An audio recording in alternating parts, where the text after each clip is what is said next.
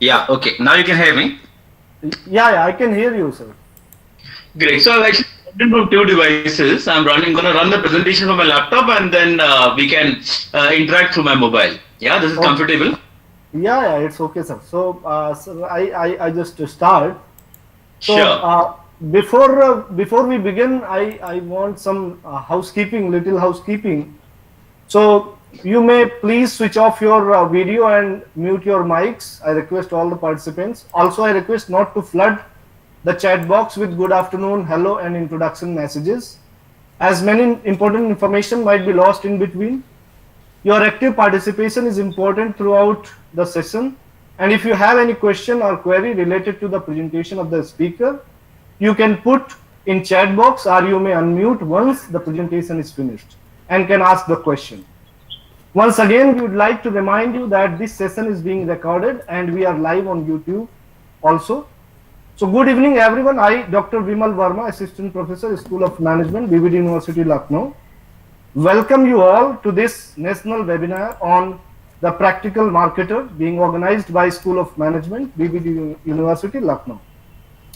First of all, I would like to express my sincere gratitude to our Chief Patron, Mrs. Alka Das Gupta, Patron, Mr. Viraj Sagar Das, Ms. Sonakshi Das, and Professor Dr. A.K. Mittal, Vice Chancellor, Bbd University, Lucknow, for providing me an opportunity to organize this national webinar. I also thank to Dr. Sushil Pandey, Dean School of Management, Bbd University, Lucknow, to entrust responsibility and guidance to organize this webinar. So today we have with us Mr. Saurabh Bajaj. He is currently working as Marketing Head Dairy at Britannia Industries, and he holds expertise in business development, sales, marketing, and innovation. From being a civil engineering graduate from Delhi College of Engineering, one of the reputed colleges of India in technology, he enjoyed pure sciences and research. Then he went on to become a proud alumni of IIM Indore to pursue a career in marketing in FMCG. Mr. Bajaj has more than 16 years of experience in top companies like Britannia Industries, USL, Diageo, Mondelez, as we know, Cadbury, Wipro Consumer Care. He is a pioneer in implementing innovative strategies by understanding the consumer point of view. Saurabh sir, thank you very much for your precious time and joining us. Over to you, Saurabh sir. Thank you so much, Dr. Vimal, for such a warm introduction. Thank you all. I'm really excited to be here. To all the members of the college, as the professor staff, as well as the students, right? I hope all of you enjoy this session. So this session is basically a distillation of, some of the marketing learnings that I have gathered over the last 16, 17 years. And I hope that the students will find this very, very useful, right? My voice is completely audible, right? There is no problem at all? Sir, it is perfect. It is perfect. Great. So now, given that I'm a marketing graduate, the people in my college, especially the guys in finance and operations, they used to always say, "Yaar, ye marketing wale kya karte hain?" And I felt that it will be good for me to demystify कि marketing वाले केवल ज्ञान नहीं देते हैं, they also do some work, and what is the work that we do is what I'm going to try to cover. So first is, what is the standard marketing process? As many of the students would have taken some subjects already on marketing, yeah. And if you do a Google search on, Kotler, or if you figure out what is the main framework of marketing, right? Typically, what you will understand is there is this, complicated framework of understanding the marketplace, understanding consumer needs and wants, right? Designing a customer-driven marketing strategy, making an integrated marketing program, creating profitable relationships, right? Like, all this sounds very complicated, right? How do we practically do it in a corporate life is what I want to share. So, really, from a very practical standpoint, as I've done it in my career, there are only these 4 questions. The first question is, what is your brand task? And unless you ask this question and you answer this holistically, it is very difficult to build any strategy. Yeah. So first is, what is your brand task? After you decide a brand task, you go out there and you understand the consumer. After you understood the consumer, you figure out, yaar, bolna kya hai, what is it that you want to say, and finally you make a marketing plan. Yeah, that's as simple as that. Yeah. And talking about these four stages again, what is your brand task? Now, this is a question that typically happens in the boardrooms. Yeah, you have to align with your managing director. You have to align with the business teams. You know, the entire company has to be aligned, saying, "Yaar, hamari strategy ye hai. This is exactly what we're going to do." After you do that, the fun part of of a marketing guy's life takes off, which is where you go out there and meet consumers. आप लोगों के घर में जाते हो, you sit there intimately and close with the consumer and try to understand कि consumer क्या कर रहा है, या और कौन है वो. Then you brainstorm with the agency. You spend a lot of time with your Ogilvy's and Prasoon Pande's and all the stars of the advertising world. Now, when लोगों के साथ time spend करते हो, and you try to figure out कि यार what is my core message? What is it that I want to tell the consumer, and how do I want to tell? And that finally leads you to your marketing plan. So हम लोग जो TV में देखते हैं या digital में देखते हैं, every piece of advertising, every piece of communication that we see basically goes through this rigorous process. Yeah, and this rigorous process can take between 6 months to a year. Yeah, sometimes even more. Right. Now, what is the brand task? अगर किसी से पूछो कि what is the task of my brand, right? The answer will look very obvious, right? Brand task क्या होगा? Brand task will be market share grow करना है, profitable growth चाहिए, numbers meet होने चाहिए, profitability होनी चाहिए, yeah. But it has to be a little more specific than that, because once you decide what your brand task is, that will determine your marketing strategy. And again, in my experience, there are broadly, two kind of brand tasks, right?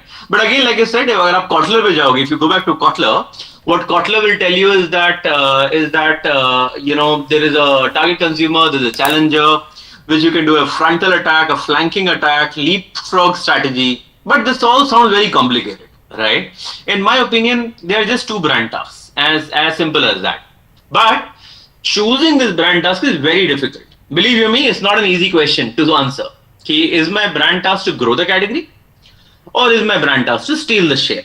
And broadly, believe you me, almost all the brands and all the companies in the world will have largely these two tasks.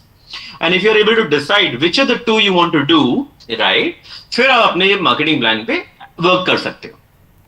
Now, most of the glitzy advertising जो हमने देखा होगा, it will actually be linked to the grow category task. Yeah, and why is that? Why is that? So, an example of a grow category task, right, for me is Thanda Matlab Coca-Cola. Yeah, and I know a little bit about this because 2003 I was there in Bhubaneswar, right, where I was doing my summer training with Coca-Cola, right, and this Thanda Matlab Coca-Cola was just launched then. Yeah, very interestingly, Coca-Cola launched Thanda Matlab Coca-Cola not just with advertising.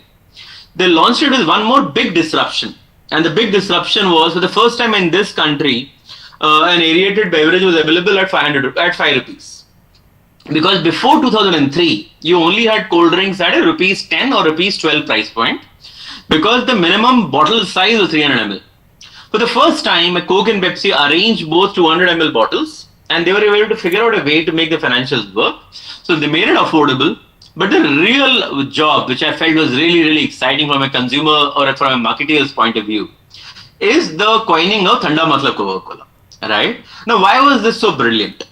Thanda Matlab Coca-Cola was so brilliant because before 2003, right, cold drink was something which you have only when you go with your family to see a movie, or you go to a Pizza Hut, or there is Western food involved, right? In our dhabas, log lassi peete the, buttermilk peete the. Hardly anybody would have a Coca-Cola there, yeah, because Coca-Cola was something special, it was aspirational, it was not commonplace. And by Thanda Matlab Coca-Cola, what Coke did is said that any Thanda is Coca-Cola. Any quench, any thirst you want to quench, it can be quenched with Coke. And this was a huge task because this opened up the beverage categories, opened up the carbonated beverage category to all other pieces of competition. And suddenly nothing was safe. Lassi safe nahi thi, buttermilk safe nahi tha. The Banta down the road was not safe because the Coke could finally attack all of those sources of business. Another massive example of a grow category task, in my opinion, is something which Dairy Milk has done. And Dairy Milk has been on this line, kuch meeta ho jaye, since 1995.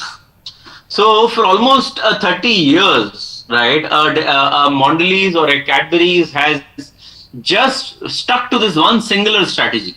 And the singular strategy is that, Indians consider mithai as very relevant to their life.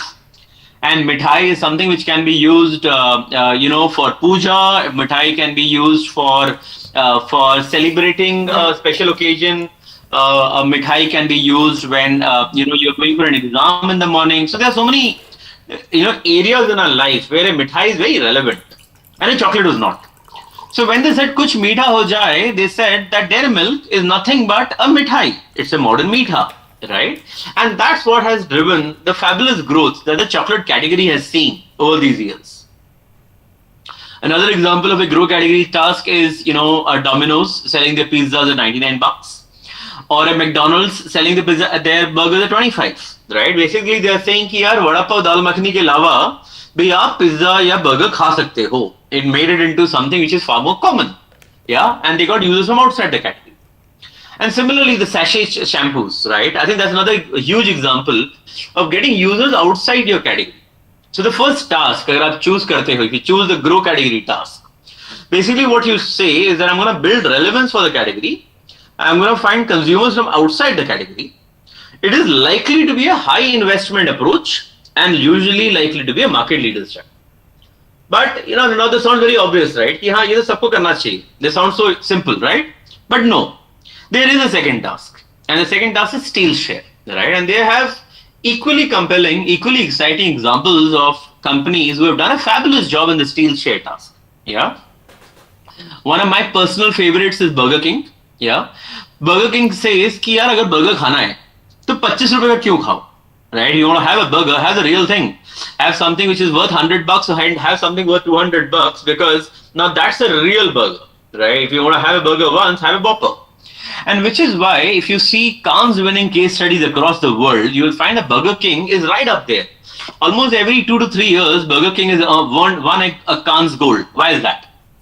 Because a Burger King is not shy about this strategy. They're not saying that we want to get users from outside the burger world.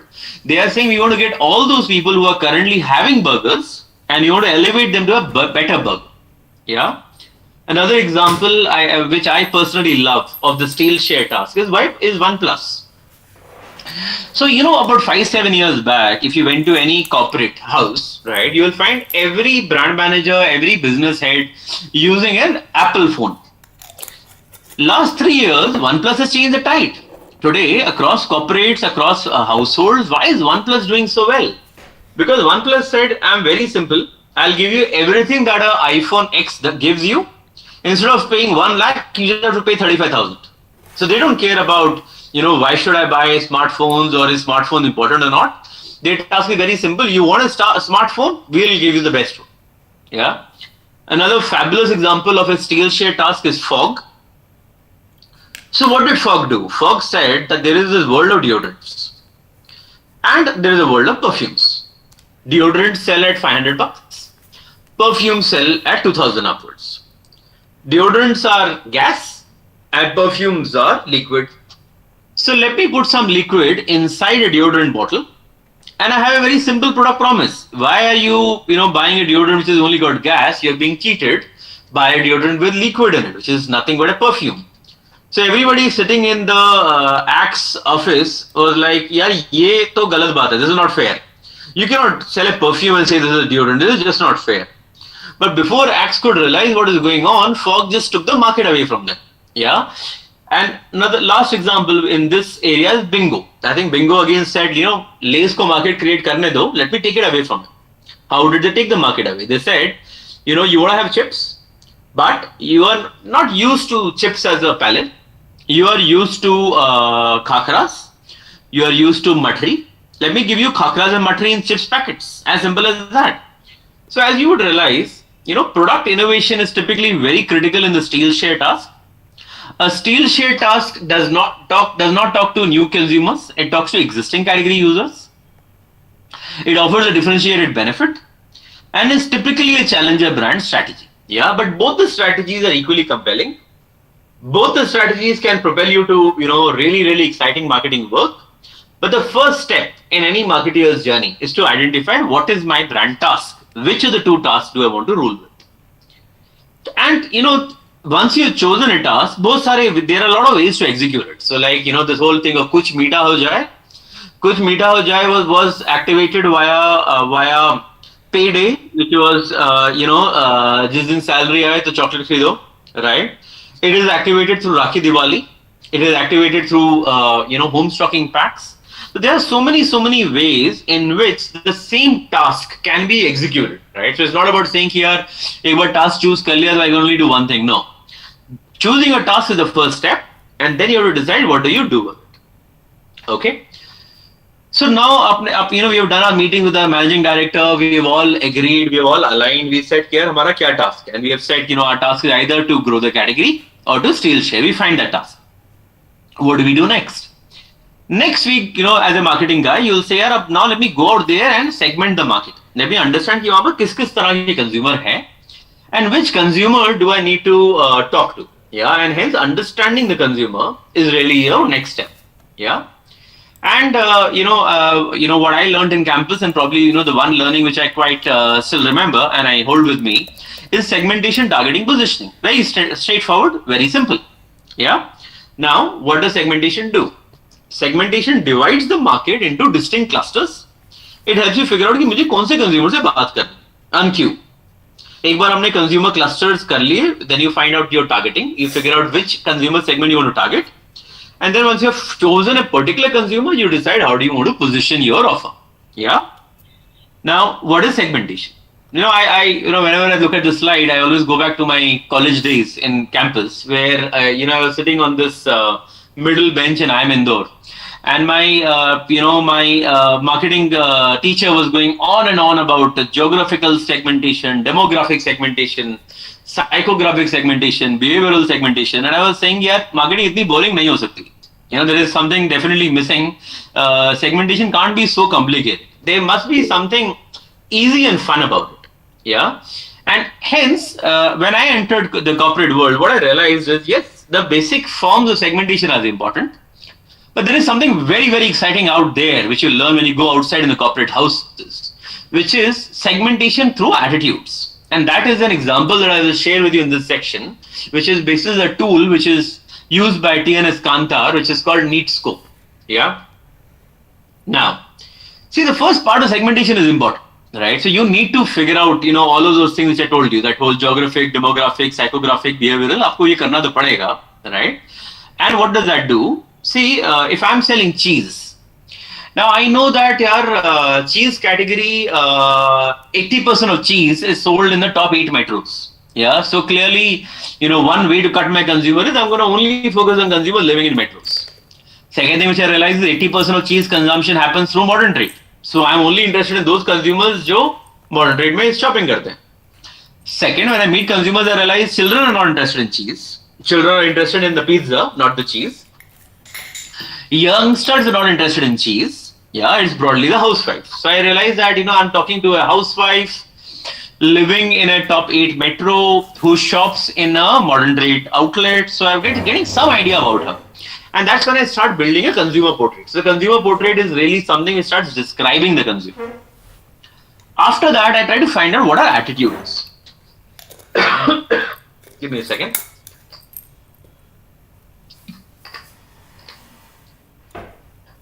And the attitude of the consumer can again be found out when you meet consumers, when you do consumer immersions. But like I said, what I found fascinating is when I was in Diageo, because a need scope is a very, very, very interesting way of segmenting the consumer when you don't have most of the other variables. Yeah, and what do I mean by that?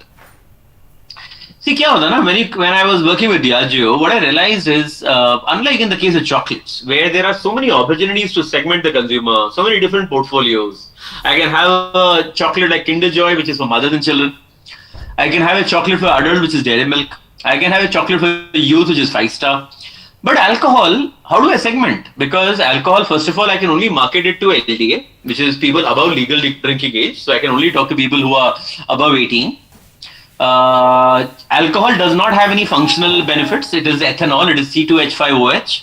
It gives you nothing in terms of any nutrient, any real, physical benefit to your body. Nothing at all. right? It is purely an emotional high.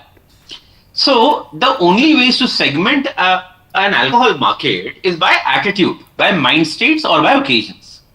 That's why need scope is so important for us in the alcohol industry. Yeah, and I was with Diageo about 3 years back.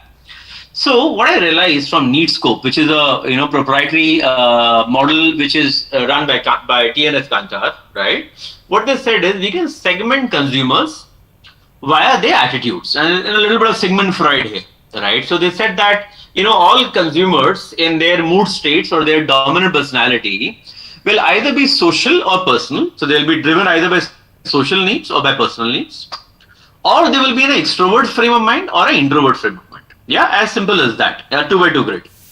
Now, what they did is, जब उन्होंने cluster analysis किया, when they ran all their software, right? They were able to cut all of the consumers into these 6 various need states. So, when a consumer is an extrovert and he's in a social frame of mind, that's when he's carefree. When a consumer is an extrovert, is an introvert and a social frame of mind, he's in a caring state. When a consumer is in a personal frame of mind and he's an extrovert, he's probably bold and independent. When a consumer is an extrovert and in a personal frame of mind, he's probably an assertive state. Yeah, and hence all of these states helped us figure out very, very interesting ways of positioning our entire portfolio. So how does this stuff work, right? So we said that most consumers start drinking alcohol either with beer or with rum. And beer and rum is typically had when consumers are a mix of people, probably college students. They are a mixture of extroverts and introverts, but they are definitely in a social setting. People rarely start drinking alcohol on their own. You need that bada bhaiya, you need that circle of friends, you need to feel confident. And when you are in that state, it is a great state for recruiting people into the category. And which is why rum and beer are always affiliative, they're approachable, they're friendly, they talk to the consumers in this particular state. Yeah. Another place which we have found of recruiting consumers is when they are extrovert and they are social, which is in the carefree state. And which is why, you look at a Smirnoff bottle, you can almost think of a party. You can almost think of an EDM, right? Because the entire state of being fun level, of being carefree or being spontaneous, right, is always almost owned by the vodka majors. Whether it's a Magic Moments or a Smirnoff, it is something which they encourage rituals like shots. They encourage rituals which are had more for fun and in a party. Yeah. One very interesting ramification of this kind of segmentation is that gin as a category, which is a very large category globally, is almost irrelevant in India. And why is that? The reason why gin is irrelevant in our country is because there is a stigma associated with alcohol. Because there is a stigma associated with alcohol, rarely will somebody talk about alcohol and being caring. Yeah, it just doesn't make sense, right? Caring, alcohol, what does it have to do with each other? But it's not like that in the West. So if you were to see markets like US, UK, girls in the family, they are inducted into alcohol during Christmas. The entire family, young children, maybe at the age of 12 to 14 years, they have their first swig of wine, and that is considered socially acceptable. Which is why gin is one of the most loved categories by people in Diageo, at least globally, because they say we are looking at people who are in a social setting, always seems far more, and hence an American whiskey. Now, an American whiskey or Jack Daniels, the entire category has been the fastest growing segment of the alcohol market for the last 3 to 5 years. Why is that? The reason is, this whole thing of millennials that we hear, the fact that, millennials don't want to be led, they don't want rules, they're happy to, make their own rules, is the kind of a narrative which has been held on by American whiskey, which is still in a personal need state, but an extrovert, and that sounds like a contradiction, right? How can an extrovert be personal? But the fact is, when you are talking about an American whiskey, you are looking at a cowboy, right? An American cowboy. You're looking at somebody who says, hey, I can get along with any crowd. I'm very charismatic. But I make my own rules. I don't follow rules. I don't want to, be told on how things are done, and which is why the American whiskey category has done so well. A need state which is quite next to it, slightly different, is where scotches have always operated. Yeah, scotches have always operated in the personal need state. Yeah, and a Johnny Walker. The reason why a Johnny Walker is such a brilliant brand is because it is very assertive. A Johnny Walker says, "I've got a bottle for every phase of your professional journey. You start entering college, you can have a red label. You have started earning your early job, or you can have a black label. You can go all the way to a blue label because we got a Johnny Walker for you at which phase of your man making journey you are, right? And a brand which is equally powerful right next to it is Chivas Regal, where Chivas Regal says that it's not about being assertive, it's about being competent, and which is why they have a tagline like live with chivalry. So what I'm trying to demonstrate is that segmentation can be done through age cards, through many other ways. But the most exciting way of doing segmentation is through attitudes, yeah, and that's where that's where a category like an alcohol also does this job very well. Now, after you have figured out a way to segment the consumer, yeah, so what you have done, you've said, boss, I am going to be launching this XYZ product. I have decided my task is going to be to say steal share. And when I'm going to steal share, I'm going to go after consumers in their bonding occasions. So you've done that part. Now your boss asks you, but who's your consumer? Or rather, sure, I get the entire picture of a consumer, but your boss asks you, karna kya? What are you going to say? Are you just going to guess a message? Are you just going to make a tagline which sounds smart? Or are you going to do something about it? Is there something serious going on? Yeah? And that's where positioning comes in. Now again, like I said, like there can be various forms of segmentation. Same way there can be various forms of positioning. Yeah, positioning can be category based, consumer based, benefit based, price based, attribute based. But again, the simple question, karna kya hai, right? So whenever my team members, right, whenever the people whom I work with, they always ask me, ki, boss, we've understood the market, we have chosen our consumer, how do I do positioning? Yeah, I always tell him, just go out there and make a 2x2 grid. Yeah, and a 2x2 grid is really interesting because I love to make the statement that all of the world can be categorized into a 2x2. Yeah, if you find the right variables, you can segment or cut any section on the market, and that helps you figure out what kind of a positioning are you interested in. Yeah. Now this is an example of a 2x2 grid made to explain the chocolate category. So if you were to take a brand like Dairy Milk, and Dairy Milk is trying to figure out, where does it position itself. So you'll have to find out a way of cutting the market. Yeah, and one interesting way of cutting the market is by low price versus high price, and low quality versus high quality. So what does low quality versus high quality mean? Low price, high price, I think is straightforward. Low quality, high quality basically means the degree of cocoa. So if you have offers which are very high in cocoa content, like a dark chocolate, that could be high quality. A silk could be medium quality. A dairy milk could be medium, to low quality. And a gems or a wafer or a Kit Kat, right? Wafery products, stuff which has got much less chocolate and much more other things can come on the low quality grade. So it's not really low quality per se, it's really the degree of chocolates. So you made this grade, you were able to put all your competition out here, yeah? But what does this do for a marketer? What it does for a marketer is that it helps open up opportunities. It helps you figure out all that this brand can now do, yeah? So you can say, if I want to focus on affordability, I want to focus on low price, low quality, I can launch a Cadbury Dairy Milk Shorts. Yeah, what's a Cadbury Dairy Milk Shorts? Cadbury Dairy Milk Shorts is nothing but Cadbury chocolate covered with a sugar shell. And that allows the chocolate to go deep in distribution, can be sold at 2 rupees. It breaks the affordability barrier, and it can help you get into new need states. Yeah, it can help you take on an M&Ms or a Gems. Similarly, if you want to take on a wafery product like a Kit Kat, you can launch a Cadbury Dairy Milk Crispello.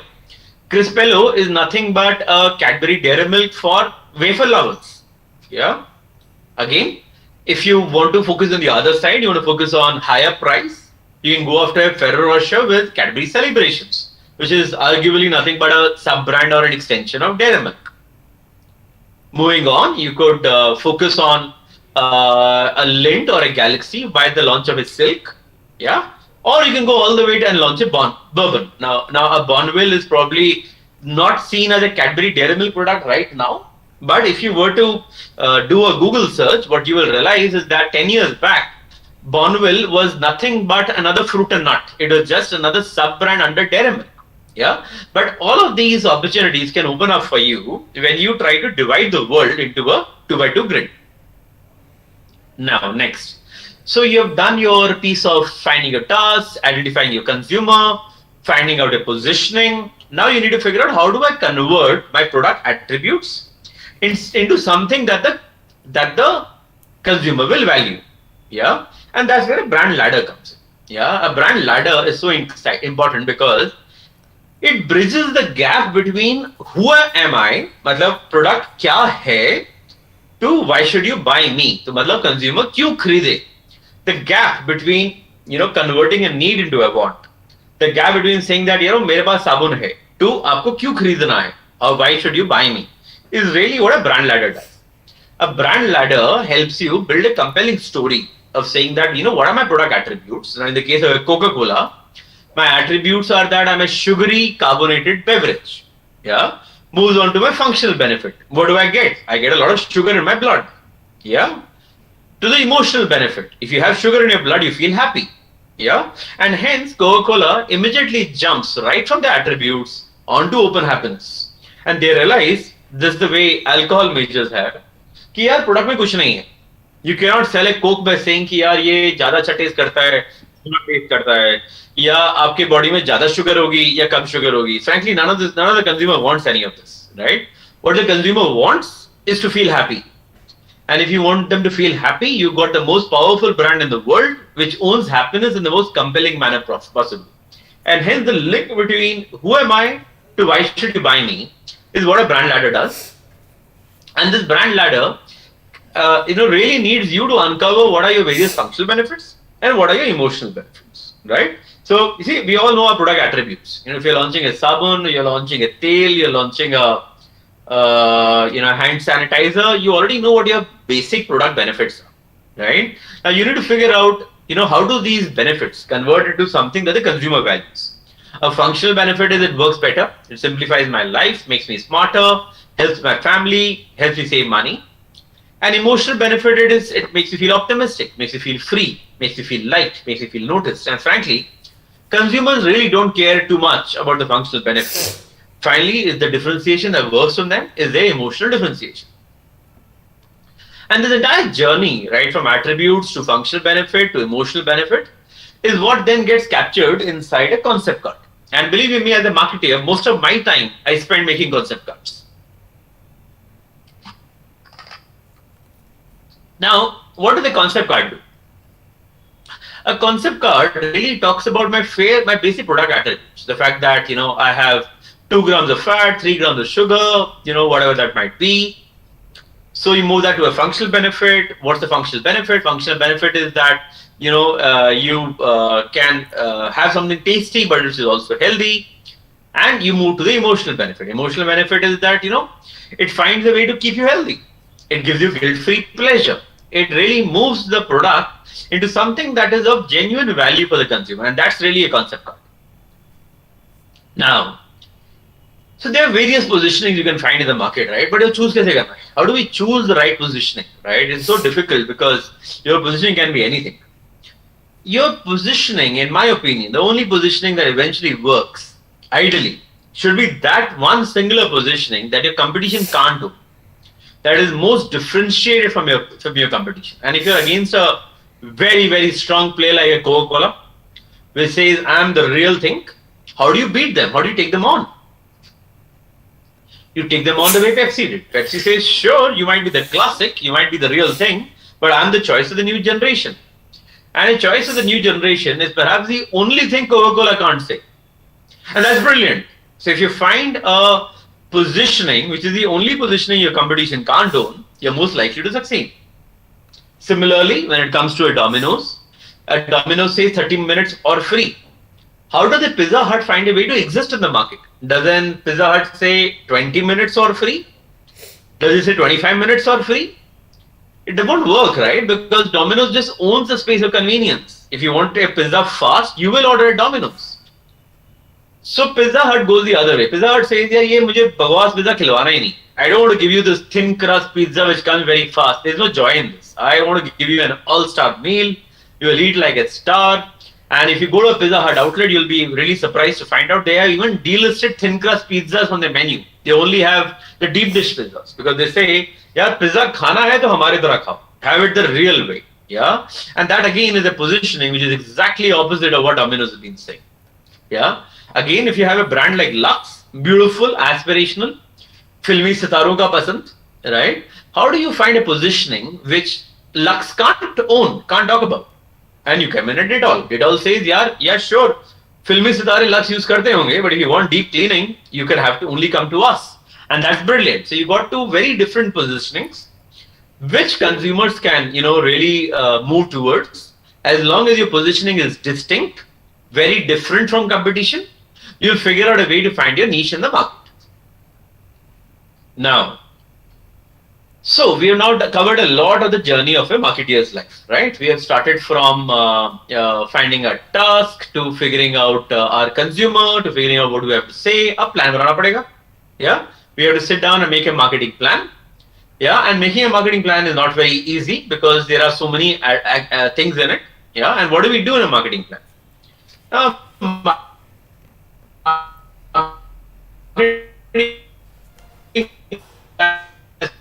He's a everybody has heard of this. Everybody knows what the food. Give me a second.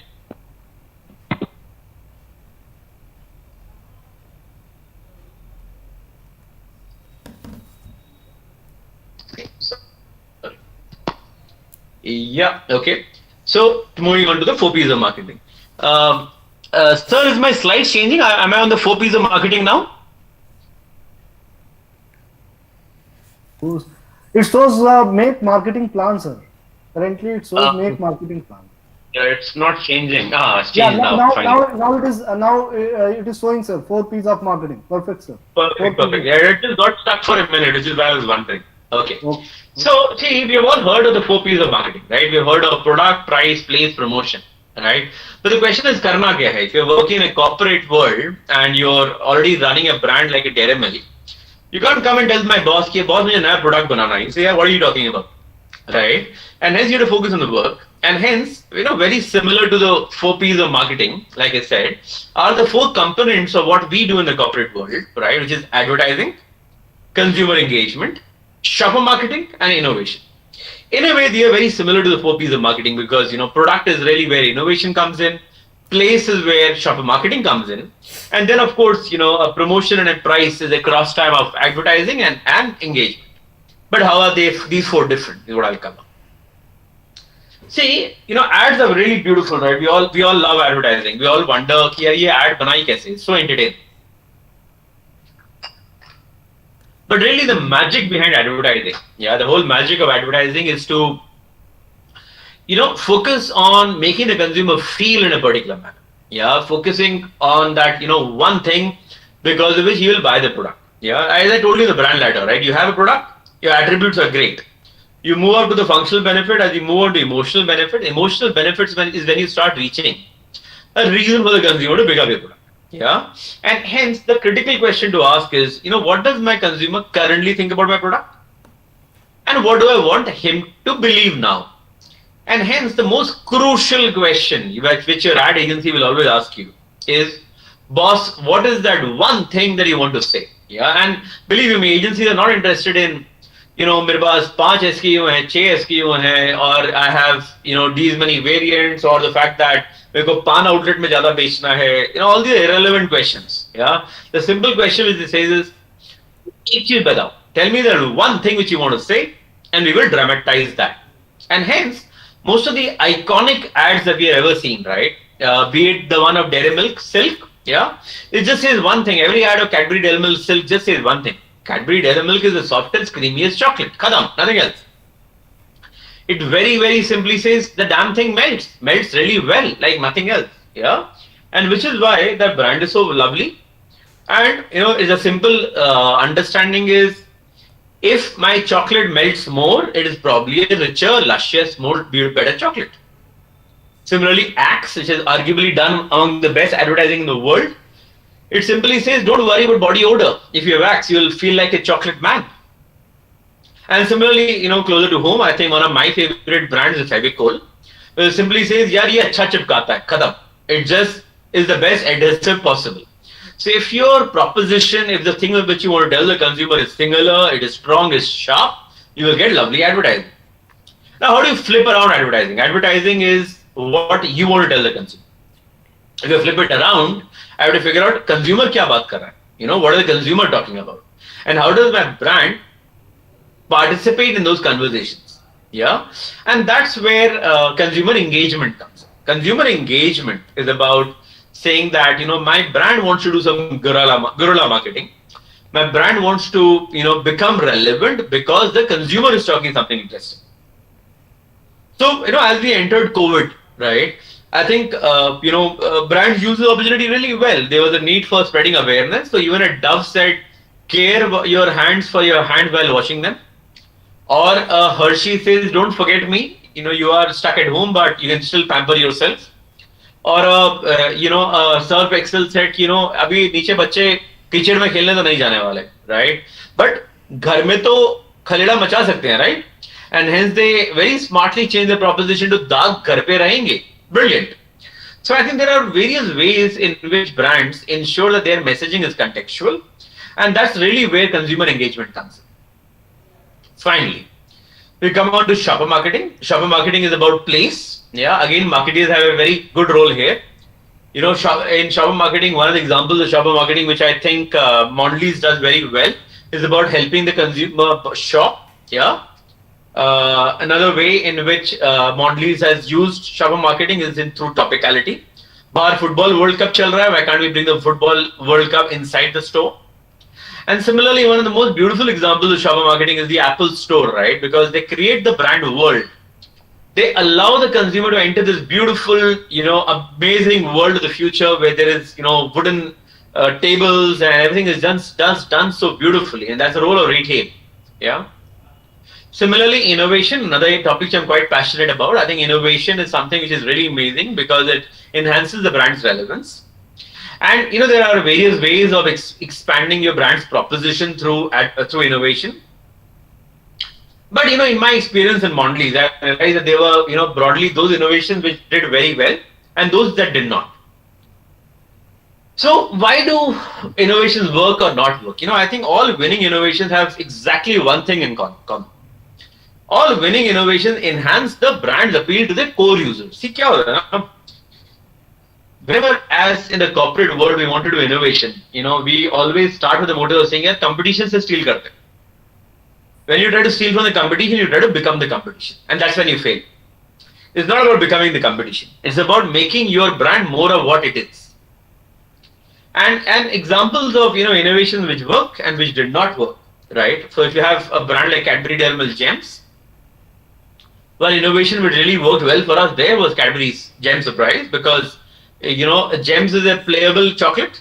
Gem Surprise is even more. It made the brand even more fabulous for the consumer. What did not work is Fruity Gems. Why? Because Gems is chocolatey, sugar candy is fruity.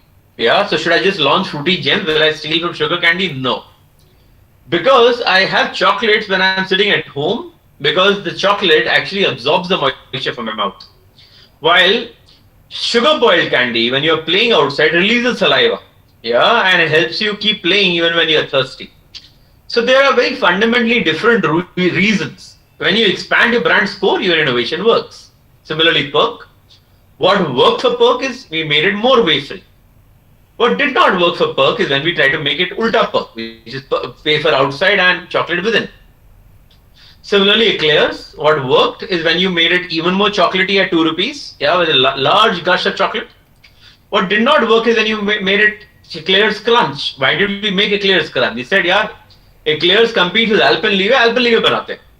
Consumer says, if I want to have an Alpenliebe, I'll have an Alpenliebe. Why should I buy an Eclairs? Yeah. So when your brand tries to do innovation to become the competition, it fails. When it tries to become more of what it is, it generally succeeds. Yeah. And hence, coming on to the final slide, there are broadly these two key tasks that marketers must choose for their brands, right? Do they want to grow the category or are they focusing on stealing share? There are various ways of segmentation. The simplest one which is used is age cuts, but the most commonly used one is attitudinal. A simple 2 by 2 grid is a powerful way of mapping out the market. Yeah, a brand ladder helps you uncover how to take the brand from what it is to why should the consumer buy you. The most powerful positionings typically emerge when you talk about the only one thing your competition can't own. In making advertising, it is very important to break down your communication to that one single thing that you want to say. And finally, innovation works best when you expand the brand score rather than trying to become the competition. So I think this is a very sort of quick summary of the key nuggets of my learnings over the last 17 years, right? And now that you have this learning, please don't doom humanity, but you can make some kick-ass marketing plans. Yeah. All right. So that's broadly what I wanted to say, Dr. Vimal. Okay, sir. Now I open the session for question and answer. If you have any question, I request all the participants, if you have any question with sir regarding your doubts, right, you may ask. But it should be specifically related to marketing only, right? You can unmute yourself and you may ask question.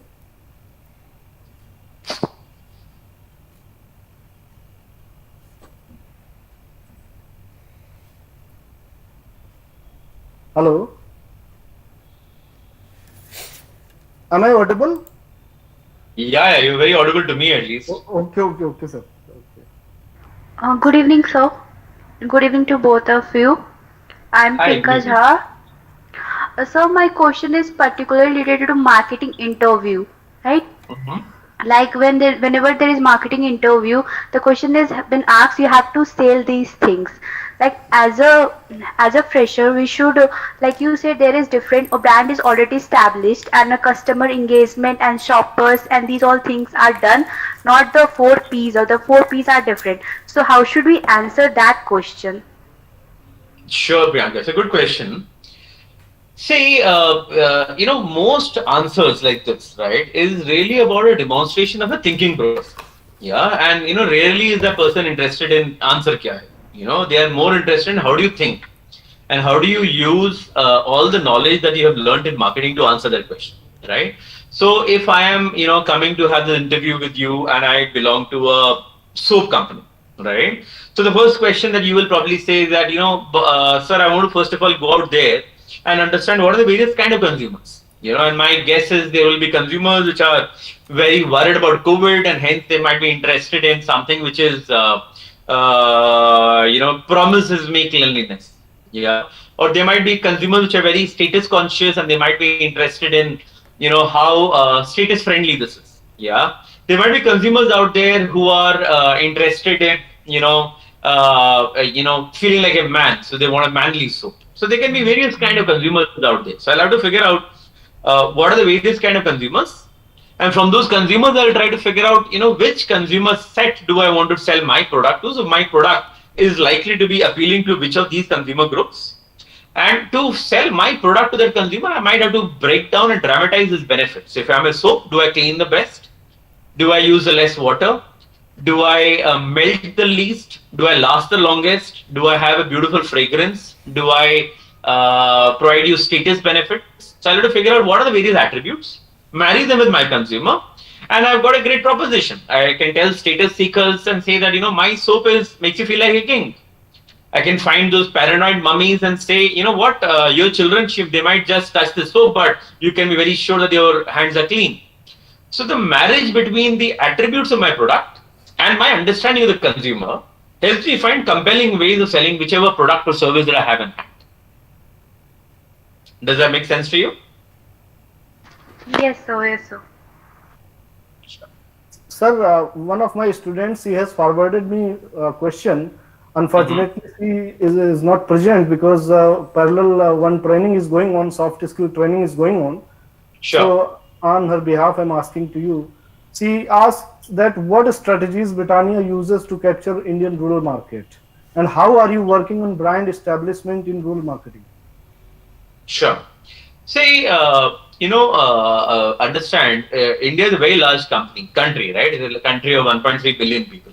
Correct, sir. So, so for such a large country, if you want to focus on rural, yeah, I think the two key things which virtually any company, not just Britannia, will always focus on is distribution and affordability.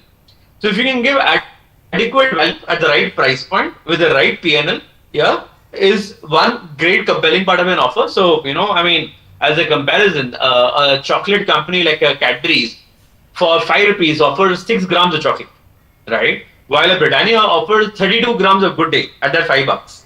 So the value for money of the proposition is massive, is huge, yeah. Which is why biscuits are almost considered food. So one is if you can break the affordability barrier and give enough quantum of product of high quality. Second, you can build a distribution structure which enables you to go really, really deep and make the product available for the consumer. These two parts of your strategy itself is really compelling in helping you reach very large rural consumers. Thank you, sir. So one more question is there. So like you said, you enable a distribution channel so that it helps to. So how do you manage quality and price according to the rural expectation of people? So one of the things that I think is very critical is to understand a business model. And a business model is often the answer to most of the problems of a marketer's life. Like when I was handling the brand Cadbury celebration in chocolates in Mondelez, right? I realized that my P&L is negative. I'm not making any money. Because I was giving the consumer everything that he did not require. I was giving him 24 SKUs, I was giving him a lot of wastages, and hence I needed to first build a profitable business model. Yeah. So similarly, if you're going to be reaching out to rural consumers, you have to figure out, are your distributors earning enough money? Are they blocking all their money in keeping inventory?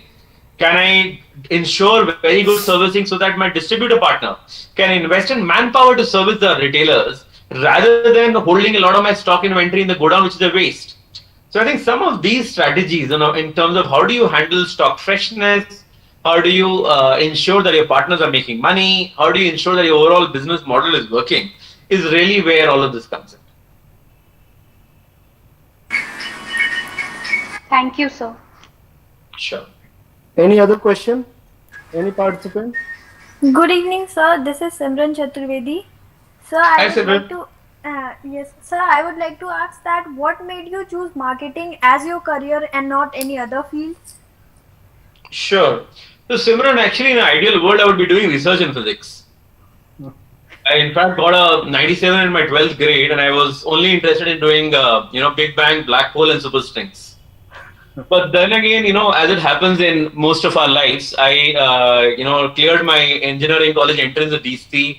I did my civil engineering and I landed up in Delhi College Engineering. And I was like, yeah, this is bada bakwas hai. There is no pure science in this. I was looking for superstrings and black holes. There is no black holes in this. Nobody said that, while I'm making a dam, I'll have to figure out, how to change the laws of the universe. So then I actually took a step back and said, yeah, this is really messy. I think I got stuck. So then I, went back. I started preparing for IES. I thought maybe I should prepare for IAS. Maybe I should try to get a job in computer science. I tried to pick up this book on C++. I completely hated it. And then I, hazarded upon my father's books. He actually showed me his books from IGNOU. And I was like, marketing is fun. Ye kar sakte. Right? So I think that's where I, discovered that the same, imagination that I have, that whole need to solve complicated problems, the way to understand ambiguous consumers, try to create something which is very creative. I think that's what I found in marketing. And hence when I joined IIM Indore, I joined with a very single point focus. Ki boss, marketing, it is what it is. I was a marketing club secretary. I created their marketing fair. I did a lot of exciting initiatives in the field of marketing, and I found a clarity saying that, agar mujhe life mein masti karni hai, something which I'm going to enjoy is probably going to be marketing. But it does not come very easily. You have to, like they say, kiss a lot of frogs before one of the frogs becomes a prince.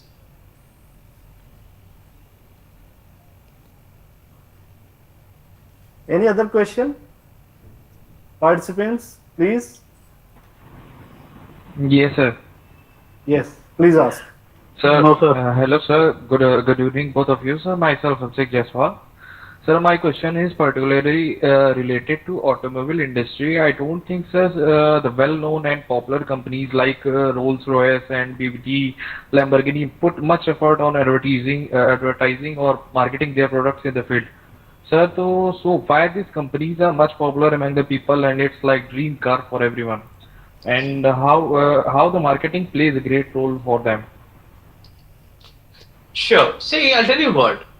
The way I see it, no, and this is coming from my experience in alcohol, chocolates, and biscuits, and I'm extrapolating that even to automobiles, telecom, and almost everything else in the world. See, all products are really a mix of functional benefits and emotional benefits. The higher the functional benefits, the lower the need to create emotional benefits. Yeah. Now, in categories like automobiles, the functional nature of the product itself is massive. The engineering, the research that a guy does. So, if you want to buy a car, very rarely will somebody say, "Yeah, वो ad अच्छी लगी, जाके car खरीद के आते हैं." If you are buying a soap, you can do that. Yeah, ad अच्छी लगी, चलो Lux खरीद लेते हैं. It's a very back of the mind decision. You're not thinking too much. But if you want to buy a car, you will say, "यार, 100 review देखने पड़ेंगे." I will go inside. I will try 100 different kind of cars. I will do all of those things before I, make up my mind on which car it is. Right. So you have to figure out which part of the mix is very important. Yeah. In the case of an automobile, the part of the mix which is very important is the engineering. And then the work which is done in, you know that in every car launch, the free PR that they get is worth, hundreds of crores. That's the kind of a communication mileage that they get, right? A nano do not have to make an ad. The PR meets itself ensure that every damn person in this country knew about that product, right? So there are various parts of the mix which are very important. Yeah, engineering of the product has got a particular relevance. The kind of product that you launch itself has a relevance. So Mercedes, etc., is so iconic is because the quality of the car, the quality of the engineering is just so much higher than anybody else, and that itself speaks to the brand. So I think it's about the mix of functional and emotional benefits and understanding how much you have to invest in it. Okay, sir. Thank you so much, sir. Sure. Any other question, or we should move ahead towards ending the session? Any other question? I think, sir, we have taken so many questions, and further, if anybody will be having question, I will be forwarding you on your mail. You can reach out to LinkedIn as well. Okay, sir. Thank you, sir. So thanks a lot, sir, for your thought-provoking presentation and practicalities of marketing. I think the students, they are feeling bored looking at our faces, just learning marketing every day. So they might have got a beautiful, I can say, a way of interacting with you, and they might have learned a lot, and it will be very helpful for them in their near future, because a lot of people, they talk about Philip Porter, this and that, but still there is a dilemma that how we are going to practice. So your session was quite useful for the student and us also. In future as well, I'd like to request you that if your precious time will be getting, it will be, you can say, our fortune. So thank you so much. I would like to express my gratitude to all the participants as well, and to Ritu, who was coordinating the event technically. Right. Thank you so much, sir. Yeah. Thank you, Ritu. Thank you, Dr. Bimal. It was indeed a pleasure coming here. Pleasure, sir. Pleasure. So I request now everyone to please quit the meeting, and maybe in the near future we will be arranging more session with Saurabh sir. Thank you so much, sir. Again, thank you so much for your precious time, sir. We are fortunate. We feel fortunate, sir. My pleasure. Thank you so much. All right. Bye-bye. Bye, sir. Thank you. Take care, sir. Stay safe, sir. Absolutely.